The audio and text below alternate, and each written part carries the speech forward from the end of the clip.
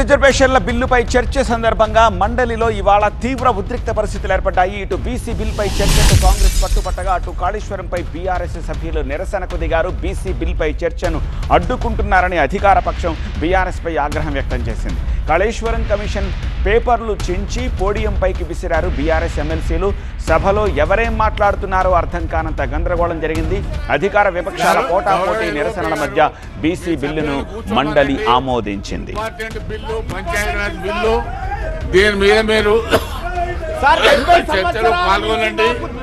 చాలా important bill.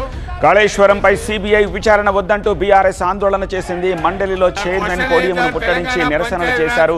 Kaleshwaram commission report పేపర్లు చించేసి పోడియంపైకి విసిరారు బీఆర్ఎస్ ఎమ్మెల్సీలు. రాష్ట్రానికి మంచి చేస్తే సిబిఐ కేసులా అంటూ నినదించారు. బడేభాయ్ చోటేభాయ్ ఏఖాయ్ అంటూ ఆందోళన చేశారు.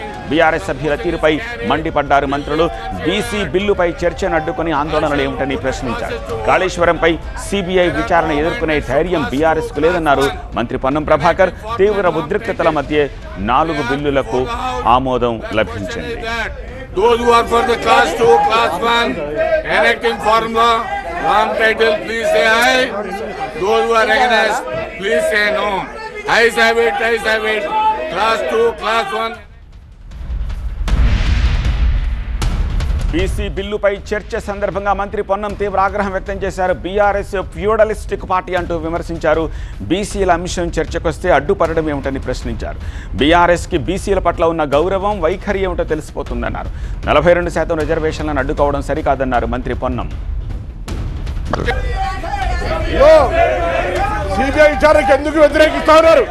సిబిఐ విచారణకు ఎందుకు వ్యతిరేకిస్తా ఉన్నారు? సిబిఐ విచారణకు ఎందుకు వ్యతిరేకిస్తా ఉన్నారో అడుగుతా ఉన్నా. ఇవాళ చర్చ ముందు 42% కానీ 42% కానివ్వండి. 42% పేరు మీద అడ్డుకునే కుట్ర జరుగుతోంది. కేసీఆర్ కుటుంబానికి సర్వేలో కూడా పాల్గొనలే వీళ్ళు. ఇష్టం లేదు కడుపులో కత్తులు పెట్టుకొని అలుగు కోరుకుంటా ఉన్నారు బీసీలను. ఇవాళ బీసీలకు అన్యాయం చేస్తుంటే కనీసం పార్టీ నాయకత్వం స్పందిస్తలేదు. నేను అడుగుతాను మధుసూదన్ చారి గారు బండ ప్రకాష్ గారు. ఇలా బీసీలకు సంబంధించి ఒక ప్రక్రియ జరుగుతుంటే అచేతనంగా నిలిచారు. ఈ తప్పిదాన్ని గమనిస్తా ఉన్నారు. 42% రిజర్వేషన్ సంబంధించి టీఆర్ఎస్ పార్టీ కుట్రపూరితంగా తెలంగాణ ప్రజలు గమనించాలి. తెలంగాణ ప్రజలందరికీ విజ్ఞప్తి చేస్తా ఉన్నాం. టీఆర్ఎస్ పార్టీ వైఖరి చూడండి. 42% రిజర్వేషన్ ఏ విధంగా వ్యతిరేకిస్తుందో మధుసూదన్ చారి గారు స్పందించకపోతే వారు కూడా ఇందుకు సంబంధించి డెఫినెట్ గా వారికి సపోర్ట్ ఉన్నట్టుగా భావిస్తా ఉన్నామని చెప్తా ఉన్నాం. ఇలా బీసీల గురించి మాట్లాడతారు. బీసీలకు సంబంధించిన ప్రక్రియ జరిగితే అడ్డుకుంటారు. అడ్డుకున్నప్పుడు సపోర్ట్ చేయరు.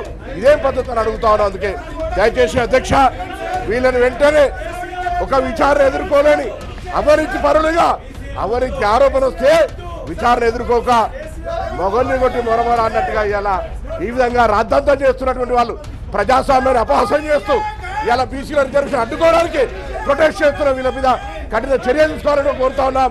తెలంగాణ ప్రజలు గమనించాలని కోరుతా ఉన్నాం. ఇలా పూర్తిగా అచేతనంగా బొమ్మల్లాగా మారకండి. మీ పార్టీకి ఇష్టం లేకపోవచ్చు, కానీ ఇది ఒక చారిత్రాత్మక నిర్ణయం. దానికి సపోర్ట్గా ఉండాలని నేను మరొక్కసారి కోరుతూ ఆరోపణలు ఎదుర్కొనే చేతగాక ఆరోపణలు ఎదుర్కొనేటువంటి పేరు మీద బీసీల రిజర్వేషన్ అడ్డుకునేటువంటి కుట్ర ఇది దౌర్భాగ్యమైనటువంటి పరిస్థితి అనే మాట సందర్భంగా మనం చేస్తున్నాం అధ్యక్షుడు.